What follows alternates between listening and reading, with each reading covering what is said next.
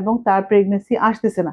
দেখেন, পিসিওএস যদি থেকে থাকে এর সাকসেস রেটও কিন্তু অনেক ভালো নরমাল। এইরকম যদি কোনো পেশেন্ট হয়ে থাকে, সে অলরেডি তার প্রাইমারি সেকেন্ডারি ধাপগুলা পার হয়ে আসছে। এটা এত বেশি জানেন বা এত বেশি শুনেন, তারা অনেক আগে থেকে ইনফার্টিলিটি হওয়ার আগে থেকেই টেনশন করেন পিসিওএস আছে। আসসালামু আলাইকুম, আমি ডাক্তার হাসিনা, কাজ করছি গাইনি অবস এন্ড ইনফার্টিলিটি নিয়ে।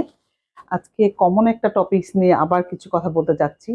সেটা হচ্ছে ইনফার্টিলিটিতে সবচেয়ে বেশি প্রবলেম বা সবচেয়ে কমন যে কজটা হয়ে থাকে সেটা হচ্ছে পিসিওএস। এবং অনেকের মনে অনেক ভালো ধারণাও আছে পিসিওএস সম্পর্কে, অনেকে আবার এখনো ভ্রান্তিতে ভুগতেছেন এবং অনেকেই দেখা যাচ্ছে এটা এত বেশি জানেন বা এত বেশি শুনেন, তারা অনেক আগে থেকে ইনফার্টিলিটি হওয়ার আগে থেকেই টেনশন করেন পিসিওএস আছে। এমন আমি কিছু পেশেন্ট পাচ্ছি এখন, যারা আনম্যারিড অবস্থায় বাবা মা নিয়ে আসতেছে যে আমার মেয়ে তো পিসিওএস, এখন কি হবে। অ্যাকচুয়ালি পিসিওএস কিন্তু অনেক ক্ষেত্রে কোনো প্রবলেমই না, সেটা একদমই নর্মাল ভাবে চলাফেরা করলে নর্মালি বেবিও হচ্ছে, তার লাইফ একদম নর্মাল যাচ্ছে, কোনো প্রবলেম হচ্ছে না। আবার অনেক ক্ষেত্রে অনেক ধরনের সমস্যাও হচ্ছে, এবং এই নিয়ে আমি নিজেও বেশ কিছু ভিডিও বানিয়েছি আগে, আপনি চাইলে আমার পেজে দেখতেও পারেন। এখন আরেকটা মেইন যে কথাটা আমি আজকে বলতে আবার নতুন করে ভিডিও করা, সেটা হচ্ছে একটা পোস্টে আমি দেখলাম অনেকেই কমেন্ট করছেন যে আপনাদের পিসিওএস আছে, সঙ্গে সঙ্গে অন্য কোনো ট্রিটমেন্ট না দিয়ে বলা হয়েছে আইভিএফ করতে, বা এই ধরনের একটা ব্যাপার।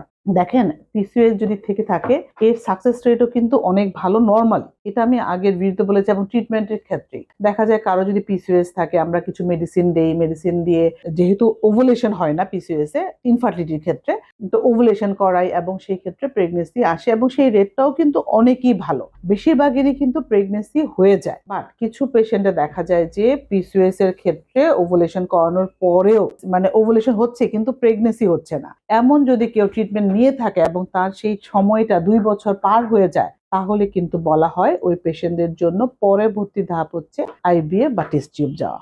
এখন অ্যাকচুয়ালি আমি কোন পেশেন্টের এই মনে হয়েছে বা কেমন হয়েছে এটা তো আমি এই মুহূর্তে বলতে পারছি না, বাট এমন যদি হয়ে থাকে যে আপনি যখন আমার কাছে আসলেন ওই সময় অলরেডি আপনি এই ধাপগুলা বা এই স্টেপগুলা ক্রস করে আসছেন, যেহেতু আমরা টারশিয়ারি লেভেলে ফার্টিলিটি ট্রিটমেন্ট দিচ্ছি, মানে আইভিএফ করতেছি বা করতেছি, কিন্তু এর আগে কিন্তু আমাদের কিন্তু মোস্ট অফ দ্য পেশেন্টই তারা লোকালি বা বিভিন্ন জায়গায় দেখা যায় অনেকখানি ট্রিটমেন্ট করে আসে, দেন আমাদের কাছে আসতেছে।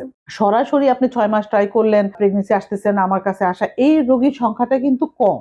এই রোগীটা দেখা যায় তার আশেপাশে বা তার সারাউন্ডিংসে ডক্টর দেখায়, দেখানোর পরে যখন প্রেগনেন্সি আসে না, তার ট্রিটমেন্ট নেয়, প্রেগনেন্সি হচ্ছে না, ওই সময়টাতে আমার কাছে আসছে। তো এইরকম যদি কোনো পেশেন্ট হয়ে থাকে, সে অলরেডি তার প্রাইমারি সেকেন্ডারি ধাপগুলা পার হয়ে আসছে এবং তার প্রেগনেন্সি আসতেছে না, এখন আমার কিন্তু নতুন করে মেডিসিন দেওয়ার কোনো মানে হয় না। তারপরেও পেশেন্ট যদি চায় আমি কাউন্সিলিং করি যে তোমার এটা যাওয়া উচিত হচ্ছে আইভিএফ এ, সে যদি বলে না আমি আরো ট্রাই করবো, ঠিক আছে করতে পারে, কিন্তু তার একটু সময় নষ্ট হচ্ছে, তার কিন্তু এক কোয়ালিটি আস্তে আস্তে কমতেছে, তার কিন্তু পরের ধাপগুলাতে যেতে আরো টাইম হচ্ছে, প্লাস পরের ধাপের সাকসেস রেটও কমে যাচ্ছে।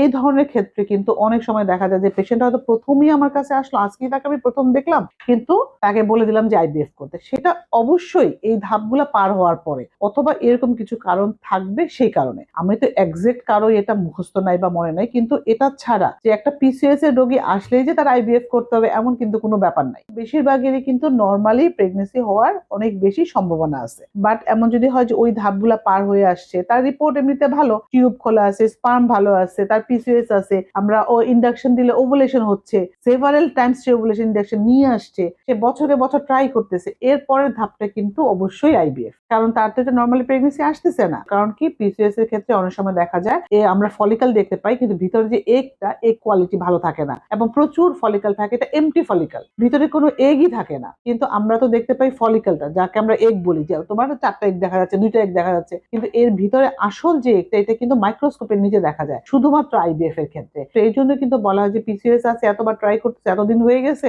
আসতেছে না, তাহলে কিন্তু তোমার আইভিএফ এ যাওয়া উচিত। ঠিক এই ধরনের কারণগুলো যখন থাকে, তখন কিন্তু আদার ট্রিটমেন্ট দিয়ে খুব বেশি লাভ হয় না। তো রিকমেন্ডেড ট্রিটমেন্ট কিন্তু তখন অনলি আইভিএফ, এটা কিন্তু আসলে এটা পেশেন্টের এর জন্য। তো এই ধরনের ক্ষেত্রে কিন্তু আমরা রিকমেন্ড করে থাকি যে তুমি আইভিএফ এ যাও। আদারওয়াইজ কিন্তু আসলে ধাপে ধাপে কিন্তু ট্রিটমেন্ট করে ট্রাই করা যেতে পারে।